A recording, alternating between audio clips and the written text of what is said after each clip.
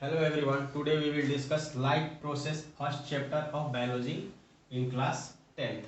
ठीक है, इस लेसन में हम यह पढ़ेंगे कि अर्थ के ऊपर एग्जिस्ट जितने लाइफ है, जितने प्रकार के लाइफ है वो किस प्रकार से एग्जिस्ट करते हैं हमारे अर्थ में। ठीक है, अब हम उसे देखते हैं।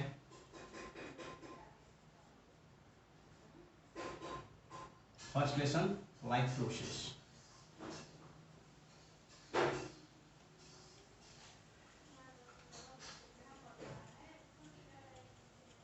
लाइफ प्रोसेस, ठीक है, इसमें पढ़ेंगे a life existence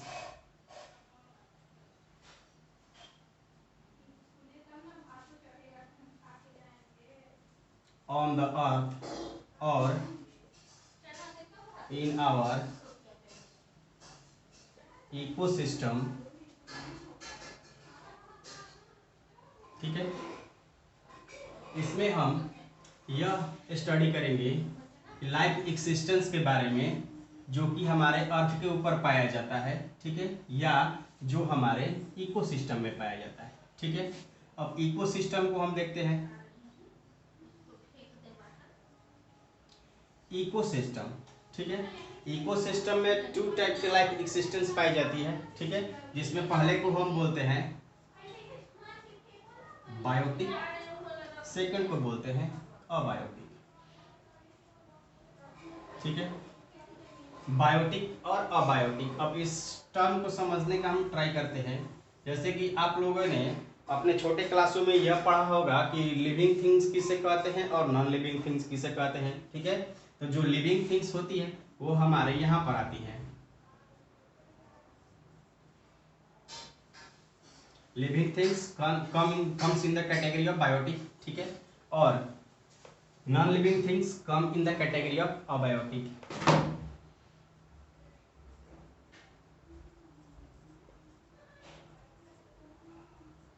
non living things, ठीक है, इसमें हम इसके अंदर वो कौन कौन सी चीजें हैं जो आ सकती हैं, तो इसके अंदर आने वाले होंगे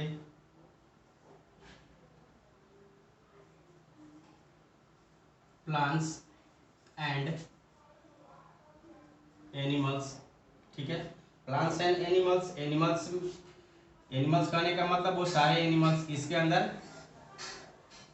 humans and all type of other animals.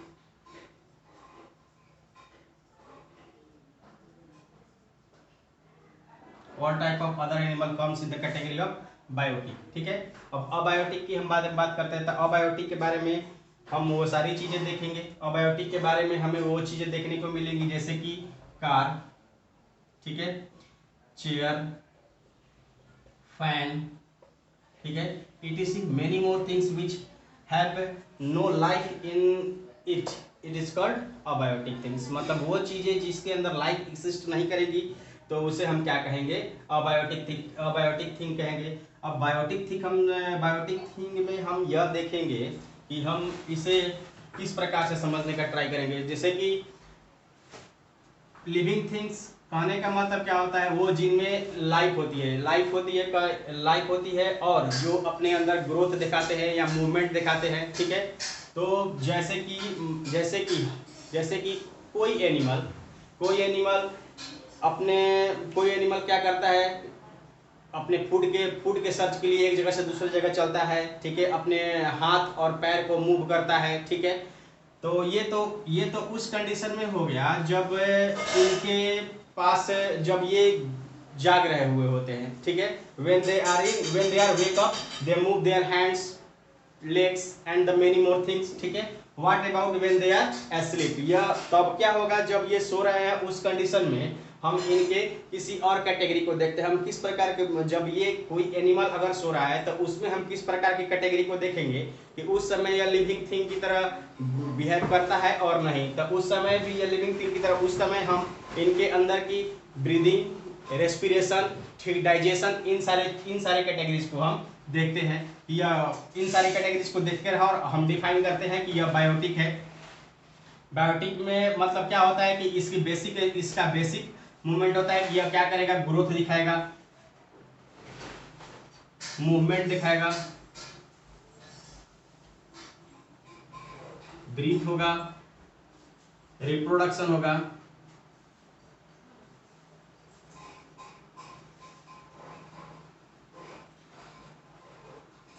और भी बहुत सारे चीज एक बायोटिक के अंदर होती है, ठीक है। और ये जितने सारे थिंग्स हैं वो नॉन लिविंग थिंग्स में अब्सेंट होते हैं, ठीक है। तो इतने सारे डिफरेंसेस होते हैं बायोटिक में और अबायोटिक में। अब इस चीज को हम आगे देखते हैं अब अगले टर्म में कि क्या है।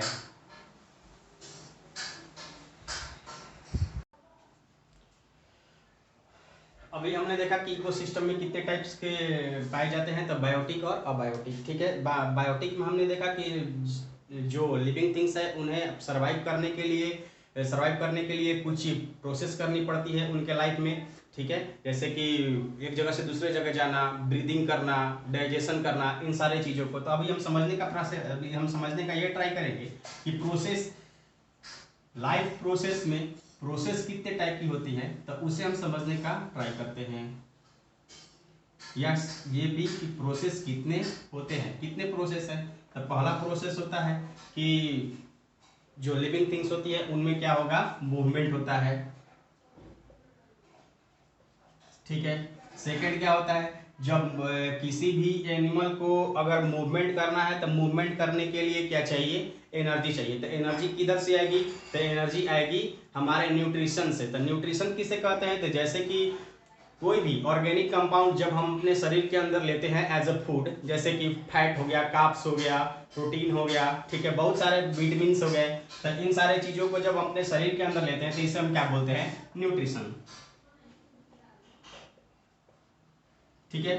न्यूट्रिशन के बाद अगर हम देखने का प्रयास करेंगे कि ये तो हमारे शरीर के अंदर चला गया, अब क्या होगा, भोजन हम खाने के बाद हमारे भोजन जब हम करते हैं तो भोजन हमारे शरीर के अंदर जाने के बाद क्या होता है, डाइजेशन होता है। तो डाइजेशन के लिए हम क्या पढ़ेंगे, रेस्पिरेशन, ठीक है।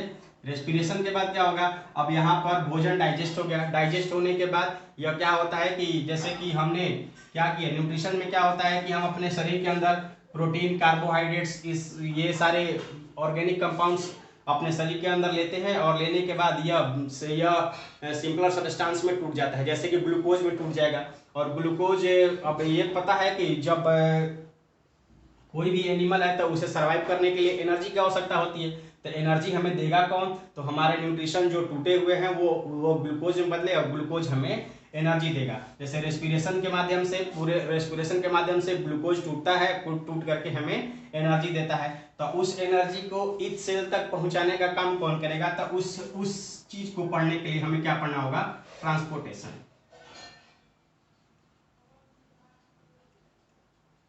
ट्रांसपोर्टेशन, अब यहां तक तो हो गया। ट्रांसपोर्टेशन के बाद जब अब कुछ सब्सटेंस डाइजेस्ट होने के बाद इस प्रकार से होते हैं जो कि हमारे बॉडी के लिए अनवांटेड है, तो अनवांटेड सब्सटेंस को हम बॉडी से बाहर निकाल देंगे, तो उसे हम क्या कहते हैं, excretion. Excretion is the process in which unwanted substance remove by our bodies, ठीक है। फिर इसके बाद हम क्या पढ़ेंगे, कंट्रोल एंड कोऑर्डिनेशन, कि how many more organs combine together and control to each other and coordinate to each other to process all the things.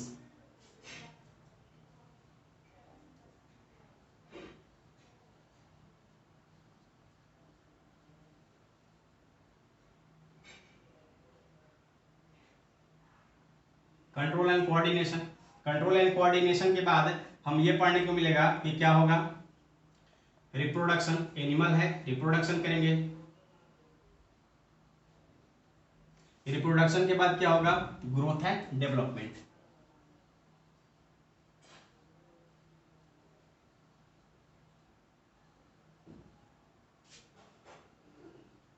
Animal क्या करते हैं, ग्रोथ करते हैं और डेवलपमेंट करते हैं। ग्रोथ करने का मतलब कि as you see the little boy become a adult child, little plant become a big tree, ठीक है। तो इस टाइप के चीजों को हम क्या बोलते हैं, ग्रोथ और डेवलपमेंट, ठीक है। इसे मतलब इसमें हम क्या पढ़ेंगे कि छोटे बच्चा किस प्रकार से एक एडल्ट मनुष्य में बदल जाता है, छोटा प्लांट किस प्रकार से बड़े ट्री में बदल जाता है, तो वो हम ग्रोथ और डेवलपमेंट में पढ़ेंगे। मूवमेंट में हम पढ़ेंगे कि कोई भी एनिमल किस प्रकार से मूव करता है और किस किस कंडीशंस में मूव करता है। जैसे कि आपको प्लांट्स क्या होंगे कि किसी भी प्लांट्स और एनिमल्स किसी भी स्टिमुली के अगेंस्ट में क्या करते हैं, रिस्पॉन्स करते हैं। स्टिमुली कहने का मतलब कि जैसे कि आप लोगों ने ये ऑब्जर्व किया होगा सनफ्लावर को देखने के बाद कि वो जिधर जिधर सन मूव करता है सनफ्लावर के माउथ उधर उधर टर्न होते रहते थे। इस प्रकार का मूवमेंट्स हमें पढ़ने को मिलेंगे। और सनलाइट सनफ्लावर के लिए क्या हो गया, एक स्टिमुलस का काम करता है। ठीक है, स्टिमुलस करने का मतलब कि वो चीज जिसके अगेंस्ट में कोई भी एनिमल या कोई भी ऑर्गेनिज्म रिएक्ट करता है तब उसे हम क्या बोलते हैं, स्टिमुलस। जैसे कि आपका हैंड अगर किसी हॉट बॉडी को अगर टच करता है तो हमारा हैंड सडनली बैक हो जाता है। ठीक है, तो इस प्रकार का मूवमेंट को हमें पढ़ने को मिलेगा। ठीक है, न्यूट्रिशन में हम पढ़ेंगे कि न्यूट्रिशन कितने टाइप के होते हैं। ठीक है, ये कौन कौन से न्यूट्रिशन है। रेस्पिरेशन में हम पढ़ेंगे कि हमारा भोजन किस प्रकार से डाइजेस्ट होगा। ठीक है, और डाइजेस्ट होने के बाद वो किस प्रकार के सिंपल सब्सटेंसों में टूटता है। ठीक है, ट्रांसपोर्टेशन में हम पढ़ेंगे कि ट्रांसपोर्टेशन में क्या होगा कि मतलब कौन से ऐसे बॉडी का पार्ट है जो कि डाइजेस्टेड फूड को अब किस ऑर्गन से किस ऑर्गन तक पहुंचाता है। तो main part of transportation in our body is the blood. ठीक है, blood is the main part which transport all the nutrients and all the vitamins and the enzyme and the hormones to all part of body। ठीक है, excretion में हमें पढ़ने को मिलेगा कि हमारा बॉडी किस प्रकार से एक्सक्रीट करता है। जो भोजन हमने अपने शरीर के अंदर इंजेक्ट किया, मतलब जो भोजन हमने खाया, अगर उसके डाइजेस्ट होने के बाद और ट्रांसपोर्ट होने के बाद, मतलब पूरे प्रोसेस होने के बाद जो अनवांटेड सब्सटेंस बचते हैं तो उसे हम क्या करेंगे, एक्सक्रीट। अनवांटेड सब्सटेंस को बाहर निकालने को हम क्या कहते हैं, एक्सक्रीशन। ठीक है,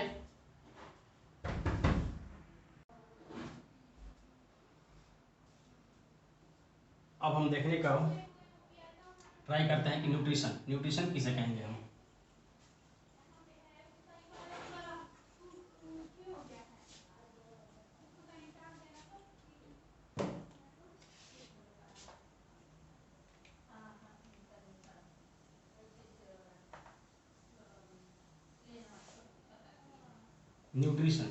न्यूट्रिशन किसे कहेंगे, मतलब वो सारे सब्सटेंस जो हम एज ए फूड अपने शरीर के अंदर लेते हैं। ठीक है, और वो डाइजेस्ट होने के बाद किस प्रकार से यूटिलाइज होता है by an organism, that is called nutrition.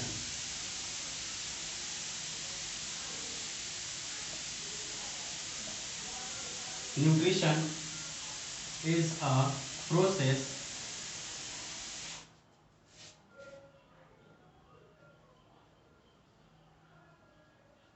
in which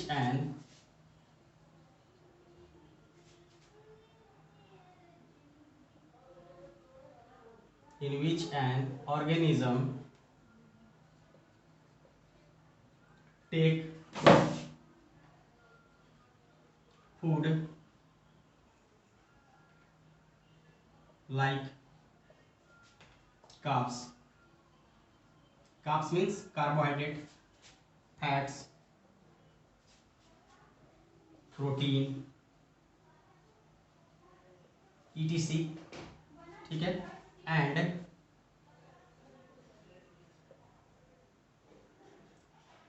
and how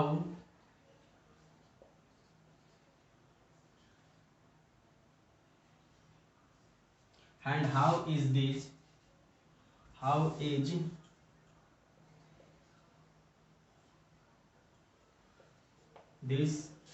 all substance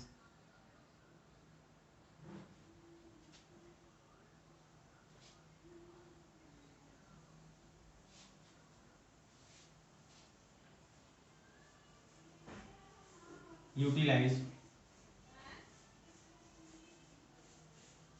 in our body। ठीक है, यह हमारे बॉडी में, ठीक है, यह हमारे बॉडी में और या एन ऑर्गेनिज्म में किस प्रकार से यूटिलाइज होता है उसे हम न्यूट्रिशन बोलते हैं। क्या है न्यूट्रिशन? इज अ प्रोसेस, यह एक प्रोसेस है जिसके अंतर्गत क्या होता है, एन ऑर्गेनिज्म, ठीक है, take food like carbs, fat and protein, and how is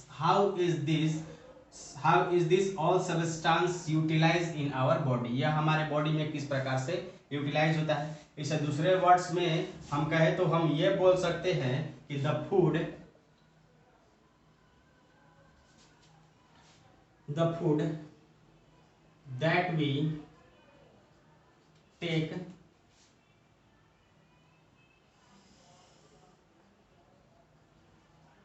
that we take inside,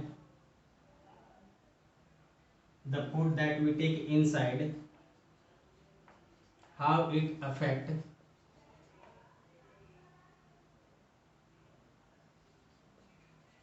our body।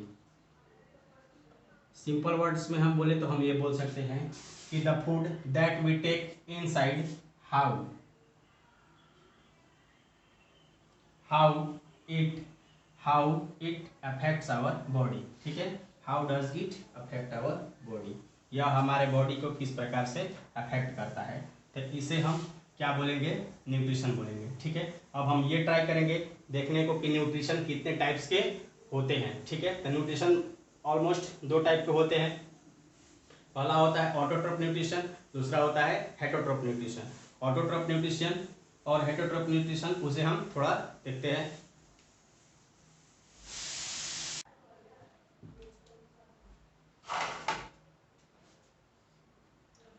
To type of nutrition, पहला होता है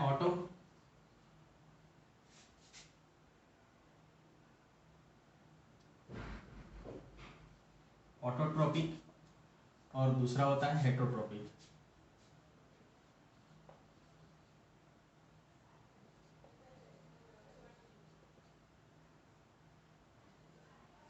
पहला होता है ऑटोट्रोपिक न्यूट्रिशन, दूसरा होता है हेटरोट्रोपिक न्यूट्रिशन। ऑटोट्रोपिक न्यूट्रिशन को हम अगर ये देखने का ट्राई करें तो इसे क्या हम देख सकते हैं, ऑटोट्रोपिक न्यूट्रिशन में वो आएंगे जो कि अपना भोजन खुद जनरेट करते हैं, खुद अपना भोजन बनाएंगे, ठीक है, उसे हम ऑटोट्रोपिक न्यूट्रिशन बोलेंगे।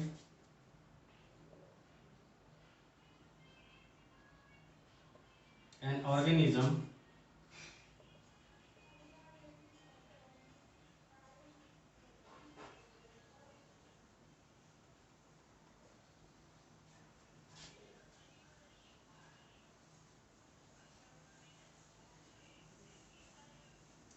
ऑटोट्रोपिक न्यूट्रिशन हम किसे बोलेंगे, the organism which produce their food by self, मतलब कि वो ऑर्गेनिज्म जो अपने फूड खुद प्रोड्यूस करते हैं उसे हम क्या बोलते हैं, ऑटोट्रोपिक न्यूट्रिशन। और इसमें क्या बोलेंगे, ये जस्ट अपोजिट है, ये अपने भोजन खुद प्रोड्यूस नहीं करता है, ये अपने भोजन के लिए ऑटोट्रोपिक के ऊपर डिपेंड होता है।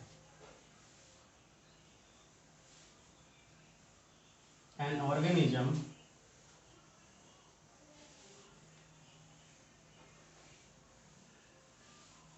which depend on autotrophic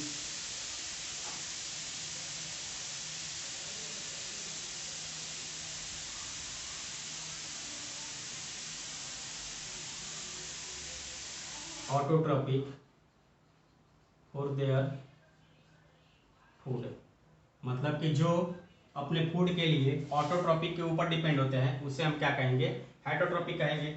इसमें कौन कौन से आएंगे, इसमें आ जाएगा आपका प्लांट, ठीक है, फिर आ जाएगा ब्लू ग्रीन एल्गी,